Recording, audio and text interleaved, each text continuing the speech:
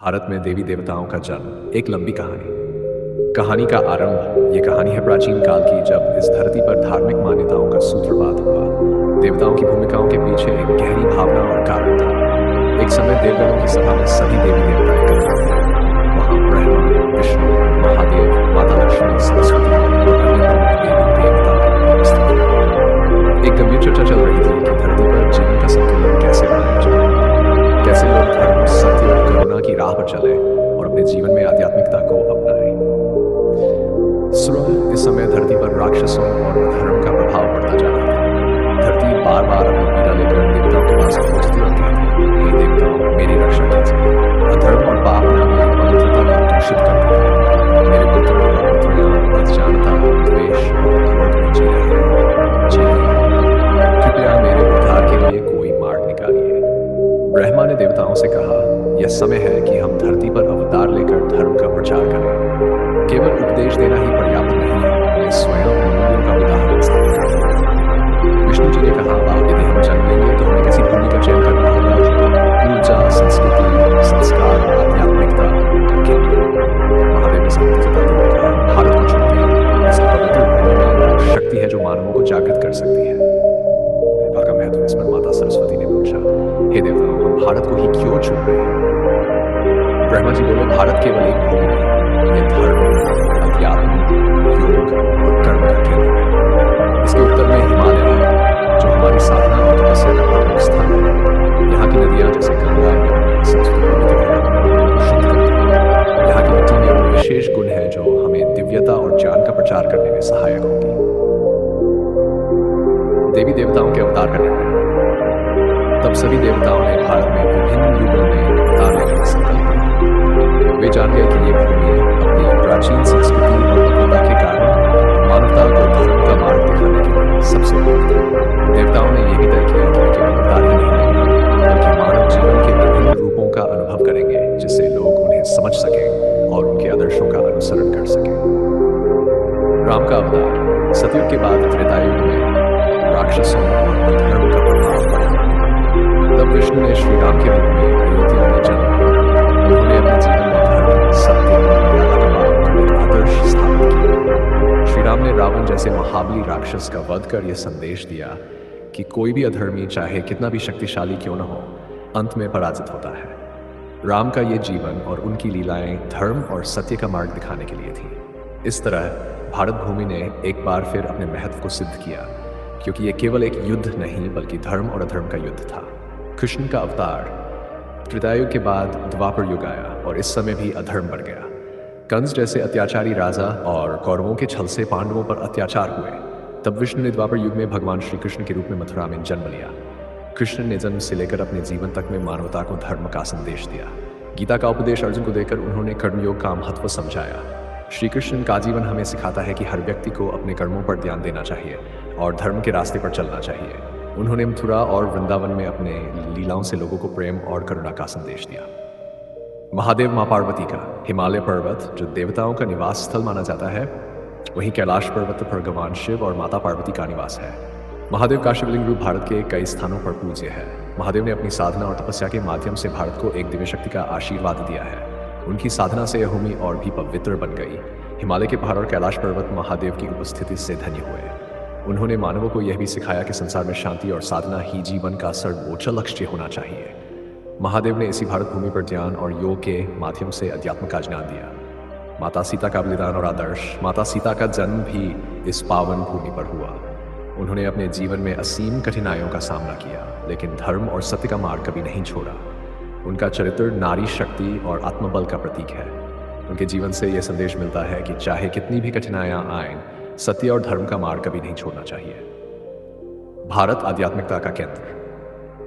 कई युगों में विभिन्न देवताओं के अवतार लेने के बाद भारत की यह भूमि एक पावन धरोहर बन गई। यहाँ के लोग, यहाँ की मिट्टी, यहाँ की नदियाँ, यहाँ के पर्वत सभी आध्यात्मिक ऊर्जा से परिपूर्ण हो गए। ऋषियों और मुनियों ने यहाँ ध्यान और साधना कर इस भूमि को और भी पवित्र बना दिया। इस कारण भारत केवल एक भौगोलिक क्षेत्र नहीं बल्कि एक ऊर्जा और आध्यात्मिकता का केंद्र बन गया। देवताओं का संवाद। एक दिन सभी देवता कैलाश पर्वत पर एकत्रित हुए और भारत भूमि के महत्व पर चर्चा करने लगे। माता सरस्वती ने कहा, ये भूमि ऐसी है जहाँ न केवल देवताओं ने जन्म लिया, बल्कि यहाँ के ऋषि मुनियों ने भी ध्यान और साधना कर इसे उन्नत बनाया है। ये केवल हमारी उपस्थिति से ही नहीं, बल्कि यहाँ की संस्कृति और संस्कारों से भी पवित्र है। विष्णु जी ने मुस्कुराते हुए कहा, यह भूमि मानवता का मार्गदर्शन करने के लिए सबसे उपयुक्त है। यहाँ के लोग अपनी संस्कृति और परंपराओं से जुड़े हुए हैं और यही कारण है कि हमें इसी भूमि पर अवतार लेना पड़ा। कहानी का अंत, यह कहानी भारत के महत्व को दर्शाती है। यहाँ देवी देवताओं का जन्म केवल संयोग नहीं, बल्कि यह इस भूमि की ऊर्जा और पवित्रता का प्रतीक है। यह भूमि केवल धार्मिक दृष्टि से ही नहीं, बल्कि आध्यात्मिक उन्नति के लिए भी सबसे उपयुक्त मानी गई है। भारत की संस्कृति, यहाँ के संस्कार, यहाँ की मिट्टी, यहाँ की ऊर्जा, ये सभी मिलकर भारत को एक दिव्य स्थल बनाते हैं। यही कारण है कि सभी देवी देवताओं ने इसी पावन भूमि पर जन्म लिया। इस प्रकार यह कथा हमें यह सिखाती है कि भारत केवल एक देश नहीं, बल्कि एक ऐसी भूमि है जहाँ जीवन और मृत्यु के चक्र का रहस्य छुपा है। यहाँ की संस्कृति, परंपराएं और धर्म हमें याद दिलाते हैं कि हम केवल मानव नहीं हैं, बल्कि हमें इस दिव्यता को आत्मसात करना है। यही भारत का वास्तविक संदेश है और यही वह कारण है कि हमारे सभी देवी देवता इसी पावन भूमि पर जन्म लेते हैं।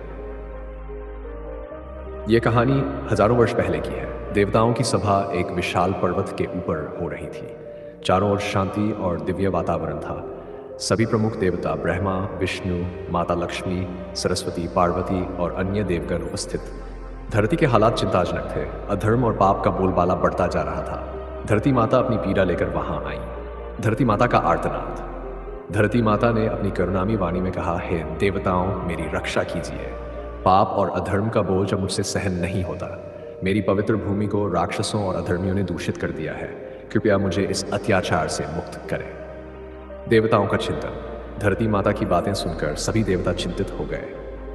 ब्रह्मा जी ने सभी देवताओं से कहा, हमें अवतार लेकर धरती पर धर्म की स्थापना करनी होगी। लेकिन प्रश्न यह है कि कौन सी भूमि को अवतरण के लिए चुना जाए। विष्णु जी का सुझाव। तब भगवान विष्णु ने कहा, धरती पर भारत भूमि सबसे उपयुक्त है। इसकी मिट्टी में अद्वितीय ऊर्जा और पवित्रता है। ये केवल एक भौगोलिक क्षेत्र नहीं, बल्कि एक आध्यात्मिक केंद्र है। यहाँ की संस्कृति, परंपराएं और लोग धर्म का पालन करते हैं और सत्य के मार्ग पर चलते हैं। महादेव की सहमति। महादेव, जिन्हें योग और ध्यान का प्रतीक माना जाता है, बोले, यह सही है। भारत की भूमि में हिमालय है, जहाँ तपस्या और साधना की दिव्य ऊर्जा विद्यमान है। गंगा, यमुना, सरस्वती जैसी नदियाँ इस भूमि को पवित्र करती हैं। इस भूमि पर अवतरण लेना हमारे लिए सबसे उपयुक्त होगा। देवी देवताओं का भारत भूमि पर अवतरण का निर्णय। तब सभी देवताओं ने यह तय किया कि वे विभिन्न युगों में भारत भूमि पर अवतरित होंगे।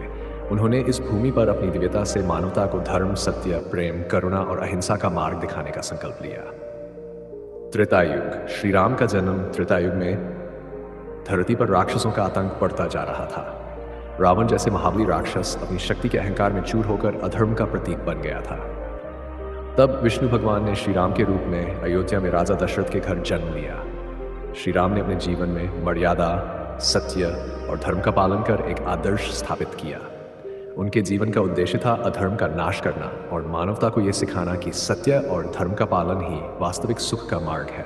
राम ने सीता, लक्ष्मण और हनुमान जैसे पात्रों के साथ अपने जीवन की लीलाओं से मानवता को यह सिखाया कि कठिनाइयों में भी धर्म का पालन करना सबसे महत्वपूर्ण है। रावण जैसे महाशक्तिशाली राक्षस का वध कर उन्होंने दिखा दिया कि अधर्म चाहे कितना भी बड़ा हो, अंत में धर्म की ही विजय होती है।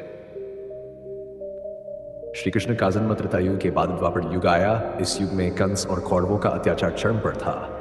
अधर्म का प्रभाव इतनी तेजी से बढ़ रहा था कि पूरी मानवता संकट में थी। तब विष्णु जी ने कृष्ण के रूप में मथुरा में अवतार लिया। उनका जन्म गोकुल में हुआ और उन्होंने बचपन से ही मानवता के प्रति प्रेम और करुणा का मार्ग दिखाया। कृष्ण ने गीता का उपदेश देकर मानवता को कर्मियों का महत्व समझाया। गीता का यह उपदेश इस बात का प्रमाण है कि व्यक्ति को अपने कर्तव्यों का पालन के अनुसार करना चाहिए। कृष्ण ने अपने जीवन में प्रेम और युद्ध दोनों का महत्व समझाया। रासलीला में प्रेम और करुणा का संदेश दिया, तो महाभारत में धर्म के लिए युद्ध का महत्व बताया। श्री कृष्ण का जीवन इस बात का प्रतीक है कि कर्म, ज्ञान और भक्ति का संयोग ही जीवन का असली उद्देश्य है। उनकी गीता की शिक्षा आज भी मानवता का मार्गदर्शन कर रही है। महादेव और मां पार्वती का निवास। महादेव, जो तपस्या और योग के प्रतीक हैं, उन्होंने भारत के हिमालय पर्वत में कैलाश पर निवास करना चुना। कैलाश पर्वत पर शिव जी का वास मानवता को यह सिखाता है कि ध्यान और साधना से ही आत्म शांति प्राप्त होती है। उन्होंने कैलाश में रहकर अपने ध्यान और योग से भारत भूमि को और भी पवित्र बनाया। माता पार्वती ने भी भारत में जन्म लेकर इस भूमि को शक्ति और साहस का प्रतीक बना दिया। उनके जीवन से यह संदेश मिलता है कि नारी शक्ति का वास्तविक स्वरूप मां पार्वती के रूप में देखा जा सकता है। महादेव और पार्वती का संयुक्त जीवन यह सिखाता है कि पति पत्नी के बीच सच्चे प्रेम, त्याग और बलिदान का महत्व क्या होता है। माता सीता का आदर्श जीवन। माता सीता का जन्म भी भारत की भूमि पर हुआ। उन्हें धरती से उत्पन्न होने के कारण धरती पुत्री कहा जाता है। उनके जीवन ने नारी शक्ति, पवित्रता और बलिदान का आदर्श प्रस्तुत किया।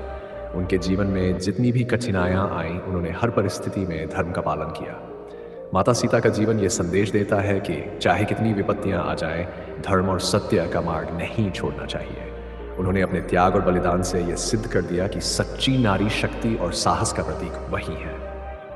ऋषियों की तपस्या और भारत का महत्व। भारत की भूमि पर केवल देवी देवताओं ने ही नहीं, बल्कि महान ऋषि मुनियों ने भी तपस्या की। महर्षि वाल्मीकि, वेदव्यास, महर्षि विश्वामित्र और अनेक संतों ने इसी भूमि पर ध्यान और साधना करके इसे पवित्र बनाया। उनके द्वारा संचित ऊर्जा से ये भूमि अध्यात्म का केंद्र बन गई।